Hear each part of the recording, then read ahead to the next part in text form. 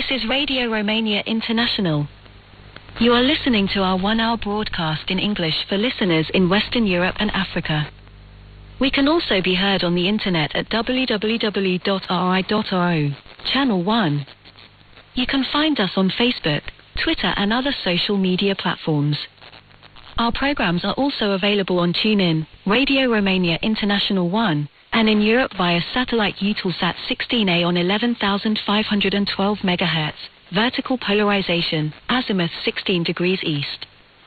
We wish you good reception conditions.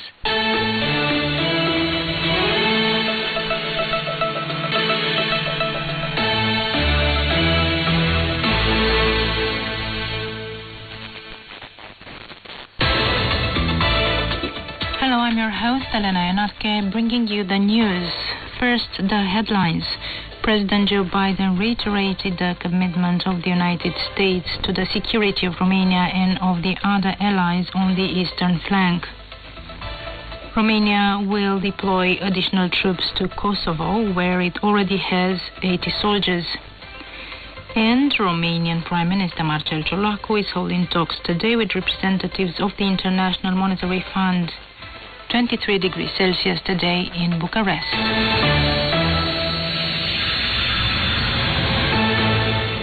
Romania will deploy additional troops in Kosovo following the North Atlantic Council's authorization of more forces to manage the situation in the West Balkans. Romania already has almost 250 soldiers in Bosnia and Herzegovina and 80 in Kosovo. On Tuesday, on the occasion of the Security Forum in Warsaw, the Minister of Defense, Angel Pilvar, said that Romania remains firmly committed to ensuring stability and security in the region. Tensions in Kosovo rose after a paramilitary commander of several dozen men killed late last month a Kosovar Albanian policeman and wounded another on a barricade in the north of the province. 3 members of this commando, all Serbs from Kosovo, were later killed during an operation launched by the special forces of the Kosovo police. Romanian Prime Minister Marcel Ciolacu is holding talks today with representatives of the International Monetary Fund, who have traveled to Bucharest for the annual assessment of the Romanian economy.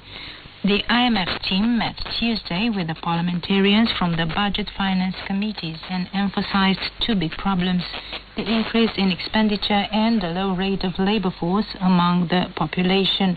According to the Commission members, the package of fiscal measures assumed by the government seems to have the approval of the IMF experts. The President of Romania, Klaus Iohannis, participated via conference call at the invitation of the United States President Joe Biden in a new round of political consultations with the allied global leaders in the context of the recent developments in Ukraine, including of attacks on civil infrastructure near Romania.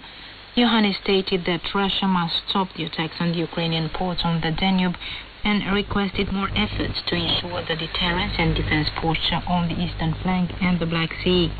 The head of state also said that at present increased capabilities are needed for the detection and interception of drones, as well as for a stronger air defense.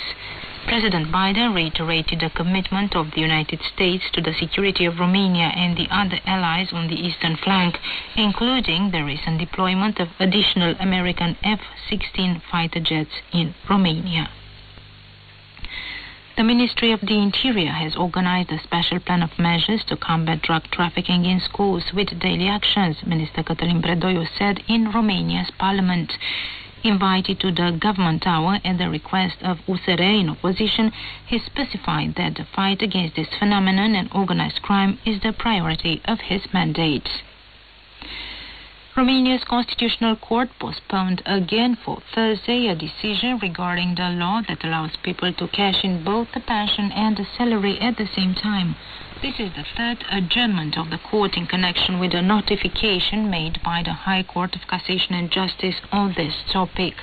The law refers to measures that allow people who meet the retirement conditions to continue to work. The High Court says that the document is unconstitutional in its entirety. In keeping with the law, state employees will not be allowed to cash in both a salary and a pension. And that was the news coming to you from Bucharest, Radio Romania International.